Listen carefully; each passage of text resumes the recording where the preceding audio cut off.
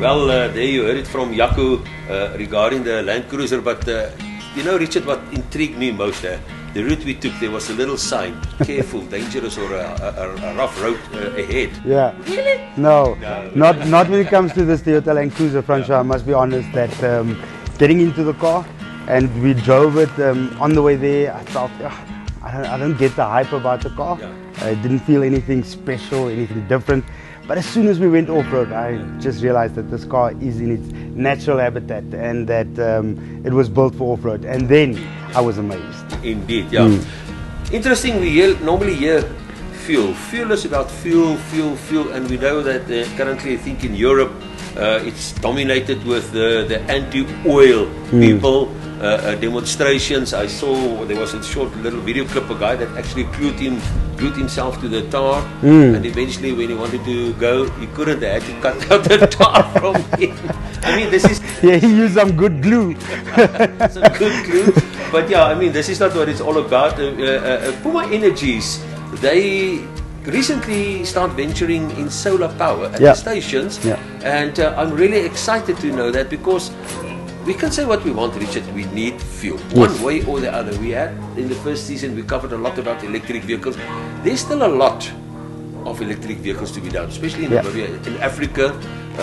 But solar panels, solar power is start getting in. And I had the privilege to speak to Adele Samuelson, as far as I can recall, and she explained to us Puma Energies, the road ahead. Yeah. And I'm excited. I'm really excited. Now let's go and see what Francois and Adele, what they spoke about, and what this whole idea about the sustainable energy for Puma Energies is all about.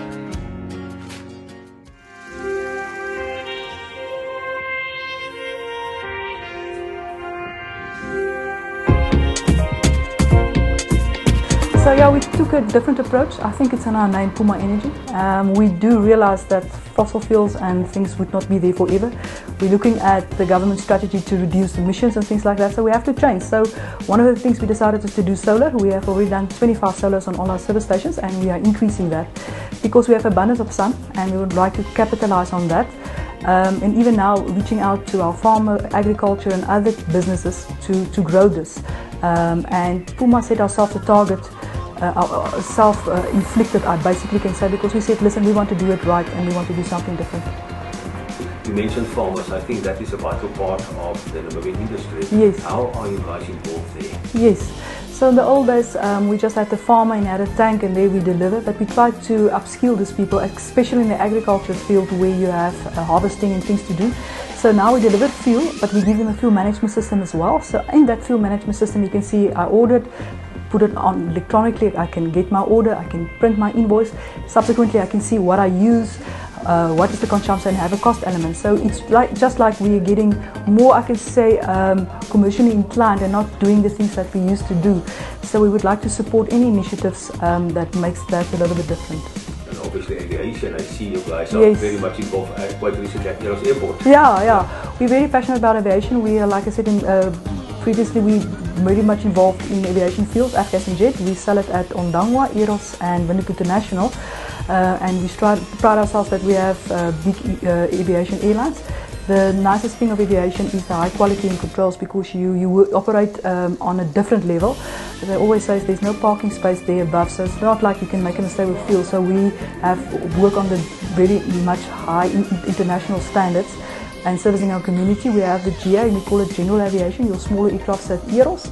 And yeah, the tourisms, and we just love to be part of it. We do have 61 service stations and well spread over the country. We have about 130 million litres of storage in Walvis Bay, which is massive, and in Ludwitz as well. So we import. So we import fuel from all over the world, and Walvis Bay is basically our hub. And then from there we distribute. So like you said, people don't know it, but the fuel has to get there, and then we have to get it to other places. Puma invested heavily, so we have got the biggest terminal in Namibia. Because of economies of scale, you don't want to bring in 5 litres if you can bring in 10. So we do that to deliver the best product and in reasonable time, because you don't have little small cargoes. Yeah, and then we distribute it. So yeah, currently one of our barriers is with the Russia-Ukraine thing, the geopolitical economic markets change. So you know, with the diesel cut out of Russia and with the caps and whatever, there's spreads of fuel to different areas. So currently our pricing is a little bit under pressure in the sense of getting affordable price and ensure security of supply to the country, that we mean you can still drive and know that we have reliable support. I'm so excited about it because really we, like I said, and I'm going back to my Puma Energy, the energy part, because we need to look at alternative energies. Yes, and we have talked to the MNZ group, and I know they talk to other oil companies, because we want to be supportive of these vehicles, because they're coming now from South Africa. You're on holiday, you want to drive from wherever in South Africa to our nice Langstrand, Walvis Bay coastline, but you need the stations. So with the dealerships changing, we need to involve, and we would like as Puma to be part of this initiative and to get good coverage by time to have these electric vehicle stations at our site.